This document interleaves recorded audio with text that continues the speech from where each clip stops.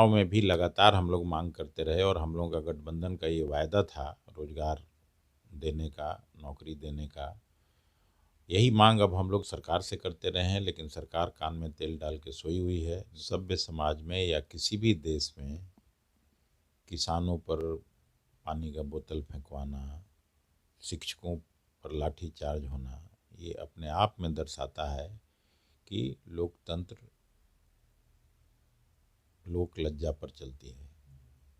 लोक लज्जा सब कुछ खत्म हो गया है सरकार में, कुछ बचा नहीं है सिस्टम। नमस्कार, न्यूज फॉर नेशन देख रहे हैं आप। मैं हूं आपके साथ धीरज सिंह। 94,000 शिक्षक भर्तियों को लेकर नियोजित शिक्षक सड़कों पर है। उनकी मांग है कि जल्द से जल्द इनकी भर्तियों की जो प्रक्रिया है उनको पूरी की जाए। हमारे साथ बात करने के लिए कांग्रेस से राज्यसभा सांसद अखिलेश प्रसाद जी हैं। सर, लगातार शिक्षक सड़कों पर है, उनकी मांग है जो भर्ती प्रक्रिया उनको पूरी की जाए, लेकिन अब तक कोई भी कार्रवाई होती हुई नजर नहीं आ रही है। ये संवेदनहीन सरकार है और इनको शिक्षा क्या, शिक्षा स्वास्थ्य सब प्रायः खत्म है, अंतिम पायदान पर है। नीति आयोग के रिपोर्ट में भी इसी तरह का आया था कि 28 राज्यों में प्रायः 28वें स्थान पर शिक्षा और स्वास्थ्य बिहार का चला गया। चुनाव में भी लगातार हम लोग मांग करते रहे और हम लोगों का गठबंधन का ये वायदा था रोजगार देने का, नौकरी देने का।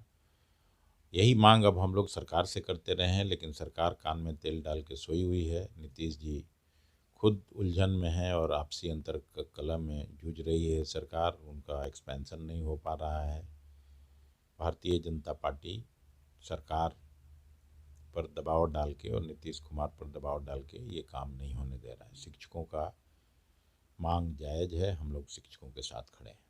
जो प्रदर्शनकारी शिक्षक है सर, उन पर लाठीचार्ज किया गया। तेजस्वी यादव उनके साथ के, उसमें उप मुख्यमंत्री बोल रहे केवल राजनीति कर रहे हैं, उनको अपने कार्यकाल को याद करना चाहिए। सभ्य समाज में या किसी भी देश में किसानों पर पानी का बोतल फेंकवाना, शिक्षकों पर लाठीचार्ज होना, ये अपने आप में दर्शाता है कि लोकतंत्र लोक लज्जा पर चलती है। लोक लज्जा सब कुछ खत्म हो गया है सरकार में, कुछ बचा नहीं है सिस्टम। सर, जिस मंच से लगातार नीतीश कुमार लगातार शराबबंदी की बोलते रहते हैं, उसको लेकर एक पोल खुला है कि जो शराब रोकने के लिए जो एसपी राकेश कुमार सिन्हा है, वो एक पत्र लिखते हैं कि जो अधिकारी है वही इसमें संलिप्त है, और उसके बाद इनका ट्रांसफ़र कर दिया गया है। सर, पूरी सरकार की संलिप्तता है। एक पैरेलल इकोनॉमी चल रही है बिहार में।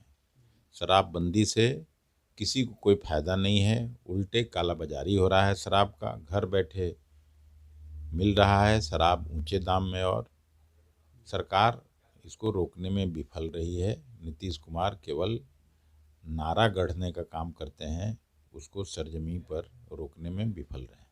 जिस तरह से सर एसपी का ट्रांसफ़र किया गया, क्या आपको लगता है कि नीतीश कुमार कहीं ना कहीं इस जो अधिकारियों की संलिप्तता है उसको छिपाने की कोशिश कर रहे हैं? मैं तो बोल रहा हूँ कि सरकार ही संलिप्त है। सरकार पैरेलल इकोनॉमी चलवा रही है। लोग फल फूल रहे हैं, व्यवसायी दूसरे माध्यम से। तो सरकार नाम की कोई चीज़ ही नहीं है वहाँ, इसमें पूरी सरकार संलिप्त है।